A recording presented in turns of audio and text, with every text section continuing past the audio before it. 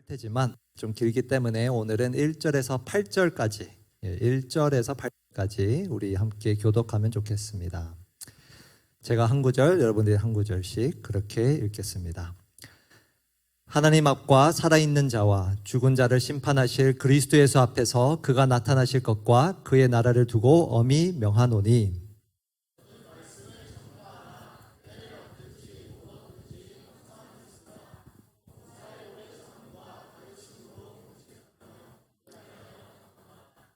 때가 이르리니 사람이 바른 교훈을 받지 아니하며 귀가 가려워서 자기의 사욕을 따를 스승을 많이 두고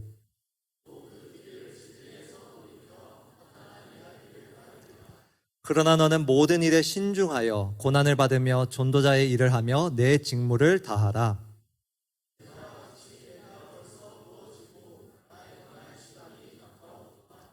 나는 선한 싸움을 싸우고 나의 달려갈 길을 마치고 믿음을 지켰으니 이제 후로는 나를 위하여 의의 면류관이 예비되었으므로 주 곧 의로우신 재판장이 그날에 내게 주실 것이며 내게만 아니라 주의 나타나심을 사모하는 모든 자에게 도니라. 아멘. 오늘은 디모데후서 마지막 설교이기 때문에 잠깐 복습을 하고 설교를 시작하고 싶습니다. 우리 기억을 좀 뒤져보면서 1장으로 좀 거슬러 올라가서 우리가 이 말씀을 어떻게 시작했냐면 그 예화를 기억하시는지 모르겠어요. 올림픽 선수의 그 예화. 1000m 달리기 하는데 1등을 내내 하다가 자신이 1등인 줄 알고 마지막 그 순간 마지막 바퀴를 천천히 달리면서 만세를 하면서 달렸다가 역전을 당하는 이야기를 우리가 들었죠. 이 디모데후서는 사도 바울의 마지막 편지입니다.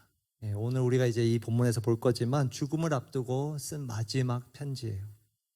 그는 왜 이 편지를 디모데에게 썼는가? 믿음의 경주를 어떻게 하면 우리가 완주할 수 있는가를 알려주기 위함이에요. 1장에서 보면 사도 바울은 이렇게 이야기합니다. 이것을 부끄러워하지 말고 이것과 함께 고난을 받으라. 이것이 무엇일까요, 여러분? 이것 바로 복음입니다. 복음을 부끄러워하지 말고 그 복음과 함께 마땅히 고난을 받으라. 그리하면 이 믿음의 경주를 완주할 수 있다라고 이야기했습니다. 그래서 그 1장에서 믿음의 동력자, 복음을 위해 함께 싸우고 있는 그 동력자와 함께 고난을 받으라는 말씀을 우리가 배웠죠. 그러면서 2장에 넘어가니 그런 말씀이 있었습니다. 이 복음과 함께 고난받는 자의 마땅한 모습, 우리가 그 비유를 통해서 배웠죠. 군인, 운동선수, 그리고 농부, 그들은 공통적으로 다 어떻게 하는가? 이 사명에 전념한다는 거예요. 나의 일상에 매이지 않고 사명에 전념한다. 그리고 동시에 이 땅이 아니라 우리가 아까 기도한 것처럼 영원한 상급을 바라본다. 그 말씀을 들었습니다. 그 다음에 2장에서 구체적으로 이제 사도 바울이 우리에게 이 복음과 함께 고난받는 모습이 어떤가를 알려주었어요. 첫 번째로 본 것은 내가 귀한 그릇으로 사용받기 위하여서 진리의 무엇으로 공동체를 세우라고 하셨죠? 진리의 말로. 그 진리의 말로 공동체를 세우라고 이야기했습니다. 이 말은 공동체를 무너뜨리기도 하지만 반대로 우리 공동체를 세울 수도 있다라고 배웠죠. 그리고 직전 3장에서 드디어 이제 경건에 대해서 배웠습니다. 복음과 함께 고난받는 자는 무리만 경건한 자가 아니라, 그러니까 배우기는 힘쓰지만 하나님보다 다른 것을 사랑하는 자가 아니라 진정으로 하나님의 그 배운 말씀을 고난을 받더라도 살아내는 사람, 그게 진정한 경건한 자라는 것을 배웠습니다. 오늘 이제 디모데후서 마지막 본문을 통해서 이 4장 말씀을 통해서 사실 같은 맥락입니다. 어떻게 하면 믿음의 경주를 완주할 수 있을까? 그러나 조금 더 구체적으로 보면요, 사도 바울이 이제는 정말 자신의 때가 다가왔음을 이야기하며 결승선에 이르렀음을 알면서 어떻게 하면 우리가 이 믿음의 경주를 온전히 마무리 지을 수 있는가, 그것을 이야기해 주고 있습니다. 오늘 본문 2절 말씀입니다. 2절부터 보겠습니다. 너는 말씀을 어떻게 하라? 전파하라 라는 명령을 줍니다. 때를 얻든지 못 얻든지 항상 힘쓰라. 범사에 오래 참음과 가르침으로 경책하며 경계하며 권하라. 여기서 한글 성경에서는 좀 찾기가 힘들지만 사도 바울이 강조하는 4가지의 동사 명령이 있어요. 첫 번째 전파하라. 그 다음 3가지는 맨 끝에 나와요. 경책하라, 경계하라, 권하라. 4가지예요. 4가지. 이 4가지는 놀랍게도 직전장 3장 16절에 있었던 이야기, 하나님의 성경이 왜 유익한지 설명했을 때 4가지였죠. 교훈과 책망과 바르게 함과 의로 교육하기에. 그 4가지와 동일한 표현들인 거예요. 사도 바울이 디모데 보고 그 유익한 성경, 그것을 가지고 전파하고 경계하고 경고하고 그렇게 권하라는 이야기입니다. 그런데 신기한 것은 2절을 다시 보시면 오래 참음으로 가르치라고 이야기하고 있어요. 오래 참음으로. 왜 그럴까요? 왜 견디면서 인내하면서 말씀을 전파해야 할까요? 그 이유가 3, 4절에 있습니다. 때가 이르리니 사람이 바른 교훈을 받지 아니하며 귀가 가려워서 자기의 사역을 따를 스승을 많이 두고 또 그 귀를 진리에서 돌이켜 허탄한 이야기를 따르리라. 왜 말씀을 가르칠 때 인내가 필요할까? 이 배경을 설명해 주는 거예요. 지금 이 시대에 어떤 일이 일어나고 있는가? 바른 교훈을 받지 않으려고 한다는 거예요, 사람들이. 그리고 자기의 사역, 욕심을 따라서 쉽게 말하면 자기 귀에 들리긴 좋은 그런 말씀만 쫓아서 따라간다는 거예요. 그런 스승을 두고. 그리고 진리에서 돌이켜서 허탄한 이야기. 사실 원어로 보면 신화입니다. 허탄한 신화. 그것을 따른다라고 이야기하고 있어요. 왜 말씀을 가르치는 것, 전파하는 것, 인내가 필요한가? 사람들이 그 진리의 말씀을 듣고 있지 않기 때문에. 그러면서 사도 바울이 5절에 이렇게 명령합니다. 그러나 너는, 또 나왔죠. 그러나 너는 모든 일에 신중하여 고난을 받으며 전도자의 일을 하며 직무를 다하라. 이게 중요해요, 여러분. 내 직무를 다하라.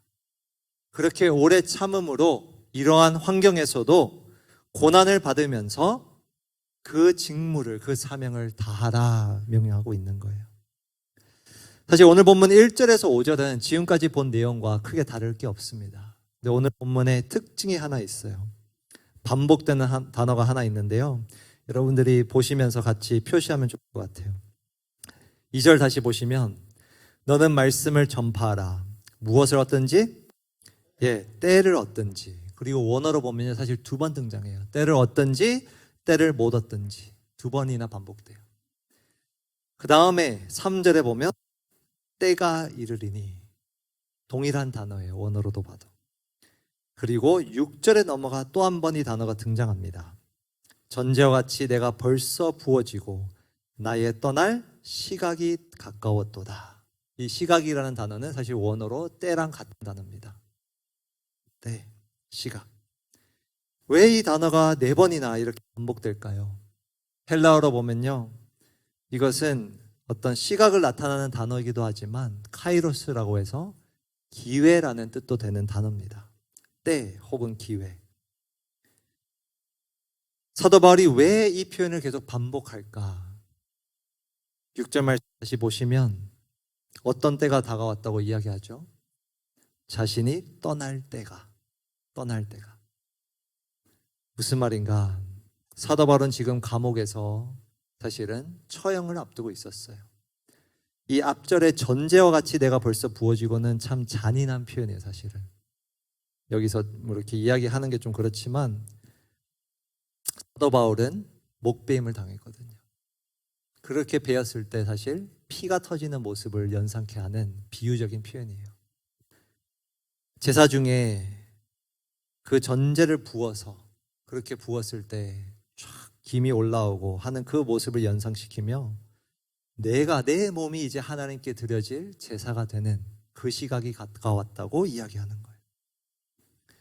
그러면서 7절에 이런 말씀을 해요. 우리 너무나도 중요한 이 7절 말씀 한 목소리로 읽겠습니다. 시작. 나는 선한 싸움을 싸우고 나의 달려갈 길을 마치고 믿음을 지켰으니. 사도 바울의 고백입니다. 이제 정말 죽을 때가 이르러 나는 이 믿음의 경주를 선한 싸움을 싸웠고 이 경주 달려갈 길을 마쳤고 그리고 이제 믿음을 지켰다. 너무나도 유명한 구절이죠. 여기서 중요한 것은 모든 시제가, 동사의 시제가 과거 완료형이라는 거예요. 끝마쳤다는 거예요. 끝이 났다. 사도 바울이 왜 디모데에게 이 편지 속에서 자기의 죽음을 그렇게 강조할까요? 끝을 강조할까요?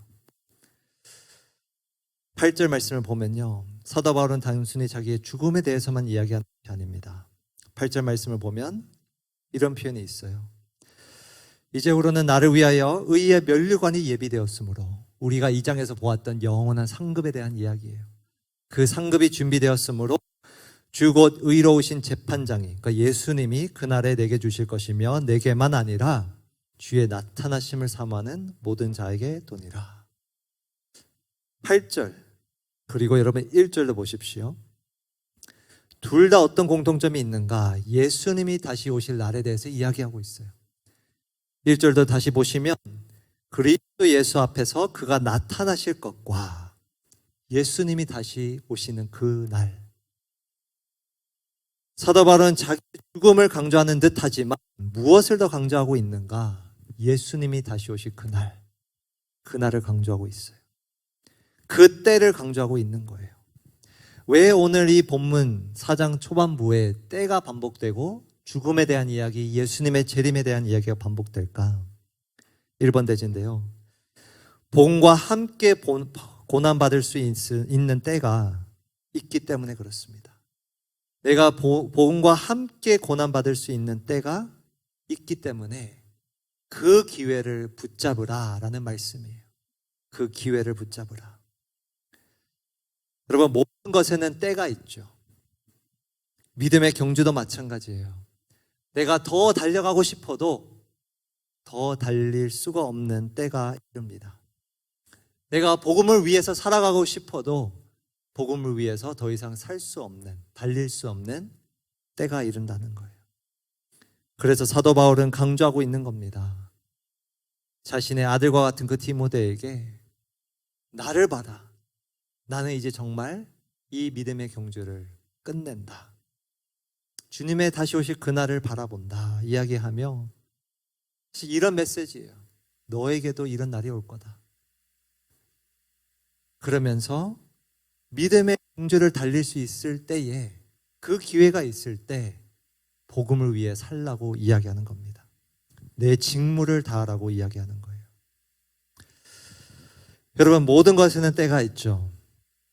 여러분들도 자주 들었을 겁니다. 부모님으로부터. 공부에는 다 때가 있다. 다 들어봤죠. 취업에도 때가 있고 가정을 이루는데도 때가 있는 거예요. 모든 것에는 때가 있어요. 그런데 여러분, 인생을 살아가며 여러분이 거치는 그 때, 그 수많은 때 속에서, 시각 속에서 믿음의 경주를 달릴 수 있는 때가 있음을 알고 계신가요? 오늘 말씀을 우리에게 일러주는 거예요. 그리스도인들에게는 믿음의 경주가 언제 끝나는가? 둘 중 하나예요.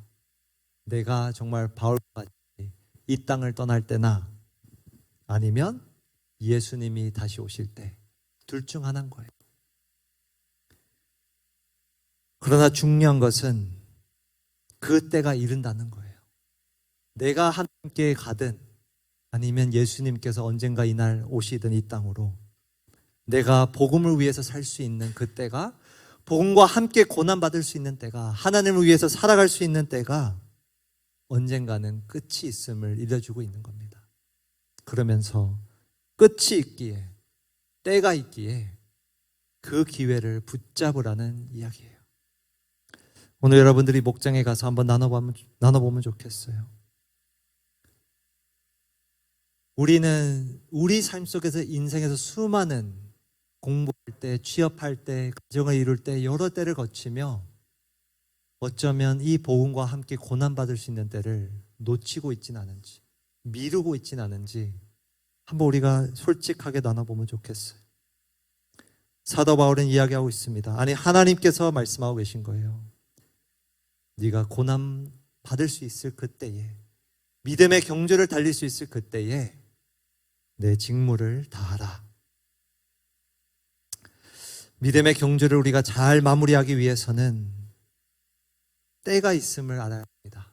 그 기회를 잘 붙잡아야 돼요. 그리고 후반부를 통해서 9절 이하의 말씀을 통해서 또 한 가지를 이야기합니다. 오늘 9절은 이렇게 시작합니다. 너는 어서 속히 내게로 오라. 여러분 상상해 보십시오. 이 감옥에서 편지를 쓰는 사도 바울의 심정을. 너는 어서 속히 내게로 오라. 그리고 끝부분에 21절에도 비슷한 이야기를 해요. 너는 겨울 전에 어서 오라. 겨울 전에 어서 오라. 왜 겨울 전인가? 그 당시에는 긴 여정을 거치려면 겨울은 거의 불가능했어요. 날씨 때문에. 그래서 그 겨울이 오기 전에 어서 오라고 이야기하는 거예요. 여러분, 왜 사도 바울이 디모데에게 이렇게 명령하고 있을까요? 어서 와라, 빨리 와라. 아마도 아들과 같은 그를 보고 싶은 심정도 있을 거예요. 죽기 전에 마지막으로 한 번 더 보고 싶은 심정. 그런 마음도 있겠지만 10절에 보면 더 안타까운 표현이 있습니다. 그 이유를 이렇게 설명해요. 10절에 보면 원어에는 이 접속사가 있는데요. 왜냐하면, 그러니까 왜 네가 빨리 와야 되는지 설명하는 거예요. 왜냐하면 데마는 이 세상을 사랑하여 나를 버리고 데살로니가로 갔고, 그레스게는 갈라디아로, 디도는 달마디아로 갔고. 세 사람이 등장해요. 한 사람 데마는 쉽게 말해서 세상을 사랑하여 바울을 배신한 거예요. 아마 함께 동력을 했던 사이인 것 같아요. 그런데 그를 배신하고 다른 곳으로 떠났어요. 그레스게, 디도는 아마 함께 지금도 동력하는 관계인데 그 사역 때문에 다른 곳으로 간 자들로 추정이 됩니다. 특별히 디도는 이 편지를 전달한 자로 추정이 됩니다. 그러면서 11절 이렇게 이야기합니다. 누가만 나와 함께 있느니라.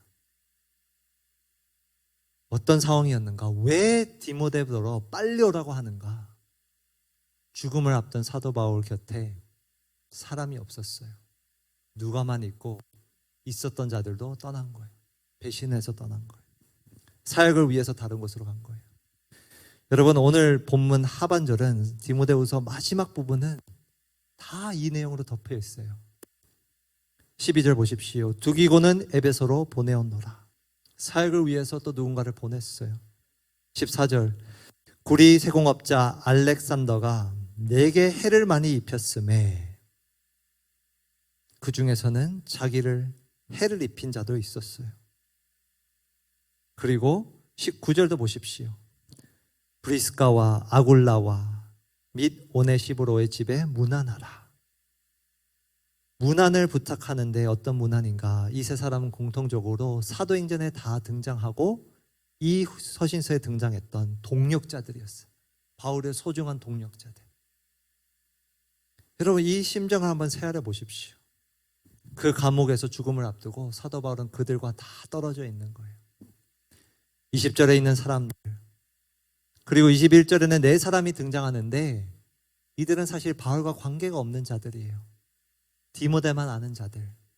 그런 자들만 지금 자기 주변에 있고 자기가 알았던 동력자들, 배신을 했든 사역을 위해서 떠났든 다 떠나가 있는 거예요.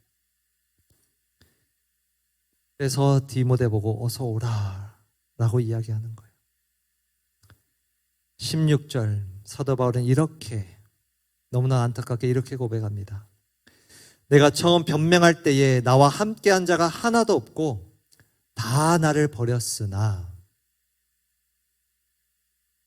내가 변명할 때, 이건 무슨 말인가? 재판을 받아서 변호를 해야 하는데 그 재판을 받는 와중에 나와 함께한 자가 하나도 없고 다 나를 버렸다, 배신했다, 이 말이에요.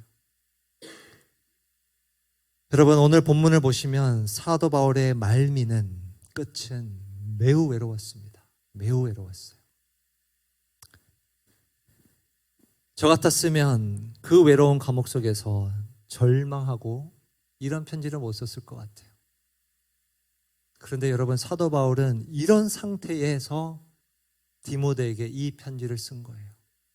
내 직무를 다하라. 끝까지 완주하라. 어떻게 그는 이런 고백을 할 수 있었을까요? 이런 배신의 아픔 속에서, 외로움 속에서 이런 고백을 할 수 있었을까요? 17절, 18절 말씀 좀 길지만 우리 이 말씀을 좀 함께 묵상하며 읽으면 좋겠습니다. 17절부터 읽겠습니다. 시작.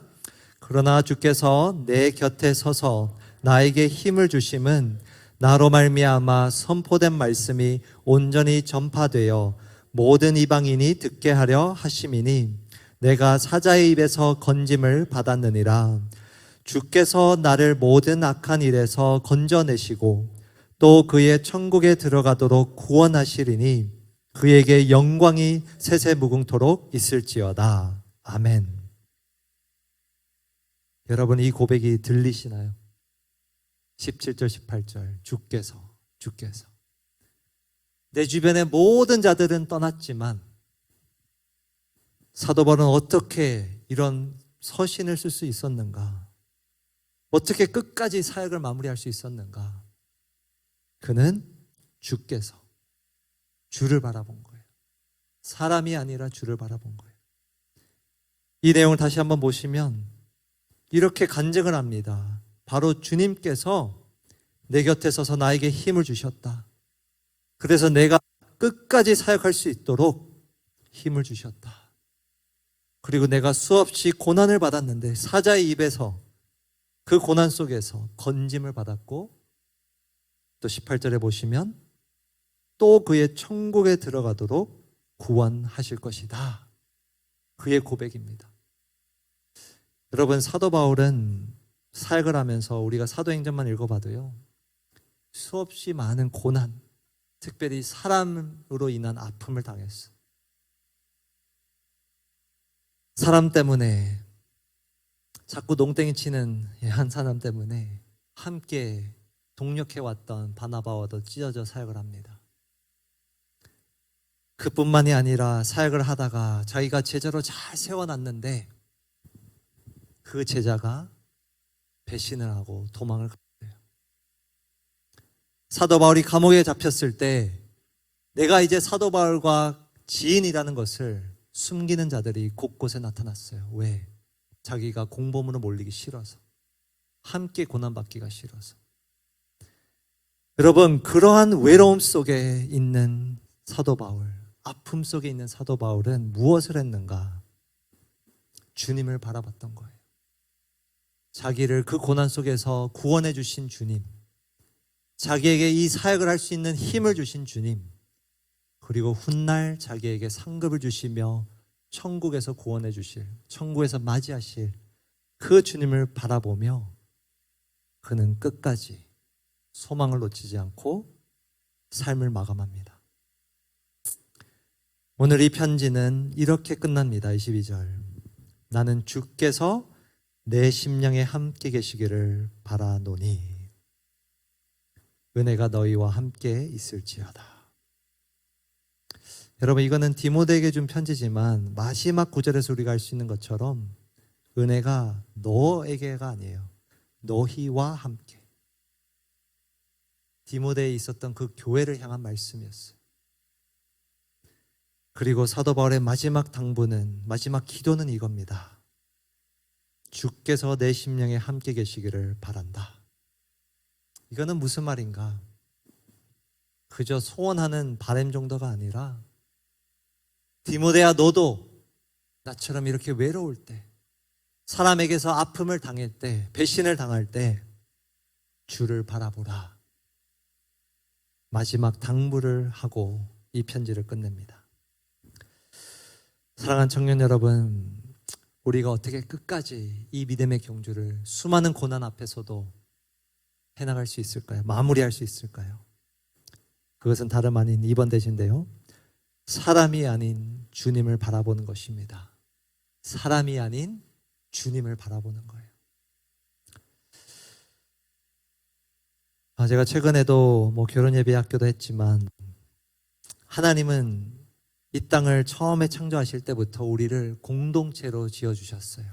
아담과 하와가 그런 모습이에요. 한 개인을 지으시지 않고 창조하지 않으시고 가정을 만들어 주셨어요. 그런 후에 예수님의 핏값으로 어떤 공동체가 이 땅에 지금 존재하는가? 바로 교회라는 공동체예요. 교회. 여러분, 옆에 있는 형제 자매들, 동역자들 너무 귀하죠. 그런데 여러분, 경험해 봐서 다 알 겁니다. 그렇게 소중한 동역자들, 그렇게 소중한 가족들, 사실 우리 인생을 따지고 보면 그들이 가장 우리에게 상처를 주는 자들이기도 해요. 동시에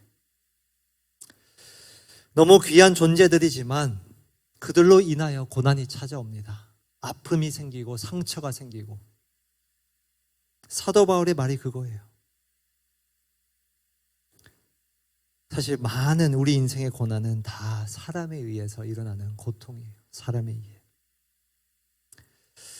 저는 결혼 예배 학교를 할 때 혹은 가정을 만날 때, 부부를 만날 때 절대 믿지 않는 말이 있습니다. 목사님, 저희 부부는 절대 싸우지 않아요. 안 싸우고 잘 살고 있어요. 저는 그 말을 못 믿어요, 여러분. 여러분, 안 싸운다는 말은 어쩌면 관계를 맺지 않는다라는 말이 될 수도 있어요. 여러분, 부부가 어떻게 그렇게 하나가 되려고 할 때 안 싸울 수가 있겠어요? 사람은 언제나 실망시키는 존재입니다. 특별히 가장 가까이 지내는 자가 더 그래요. 실망도 있고 상처도 있고 아픔이 있지만 그것을 우리가 아무리 피하고 싶어도 피할 수 없지만 그것이 여전히 우리의 가정과 교회 안에 존재하지만 하나님께서 말씀하시는 겁니다. 사람을 바라보지 말고 나를 바라봐라. 주님을 바라보라. 여러분, 이것이 우리가 믿음의 경주를 마무리할 때 넘어야 할 산입니다. 고비예요. 누군가 나에게 준 아픔, 상처, 배신, 때로는 그것 때문에 믿음의 경주를 포기하고 싶을 때가 있지만, 주저앉고 싶을 때가 있지만, 사도 바울은 그 속에서 우리에게 이렇게 얘기해 주는 거예요. 자기의 죽음을 앞두고 그 순간에 포기하지 말고 주님을 바라보라. 주님을 바라보라. 여러분, 주님을 바라본다고 해서 여러분들의 동역자를 사랑하지 말라는 이야기가 아닙니다. 사도 바울은 여전히 디모데에게 속히 오라고 말했어요. 동역자는 여전히 중요해요. 그러나 중요한 것은 내가 주님을 바라보는 거예요. 아픔을 겪을 때, 배신을 당할 때, 상처를 받을 때 주님을 바라보는 것. 그분만이 우리를 그 수렁에서 건져내 주시고 우리를 끝까지 인도해 주실 수 있습니다. 여러분들이 지금까지 청년부 생활하면서 이러한 상처를 경험하지 못했다면 죄송하지만 제가 예언을 하나 할게요. 보장을 할게요. 반드시 겪을 겁니다. 아픔이 반드시 있을 거예요. 그러나 그때 여러분들이 이 말씀을 기억하면 좋겠어요. 믿음의 경주를 포기하지 않고 주님을 바라보며 우리가 끝까지 나아가면 좋겠습니다. 우리 8절 말씀, 우리 한 목소리를 읽고 말씀을 맺히면 좋겠습니다. 8절 말씀 시작. 이제후로는 나를 위하여 의의 면류관이 예비되었으므로 주 곧 의로우신 재판장이 그날에 내게 주실 것이며 내게만 아니라 주의 나타나심을 사모하는 모든 자에게 도니라. 우리 모두가 이 말씀처럼 주의 나타나심을 사모하는 청년들이 되기를 주님의 이름으로 축복합니다.